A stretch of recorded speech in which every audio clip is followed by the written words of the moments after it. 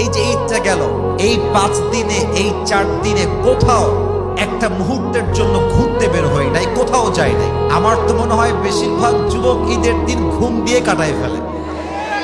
বয়স বেড়ে গেলে, ম্যাচিউরড হয়ে গেলে ঈদের আনন্দটা আসলে তেমন একটা এনজয় করা যায় না। একবার ভাবেন তো, বয়স যখন 8 ছিল, 10 ছিল, তখন ঈদের ভাইবটাই ছিল আলাদা।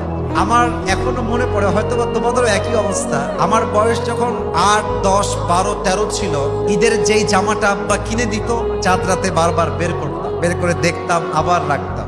এমনও হয়েছে যে জুতা, পাঞ্জাবি, পায়জামা, মানে মনে এত আনন্দ যে বালিশের পাশে রেখে ঘুমিয়েছি। ঈদের দিন ঘুম থেকে উঠে আবার জামা দেখেছি। তখন ঈদের ভাইবটাই ছিল আলাদা।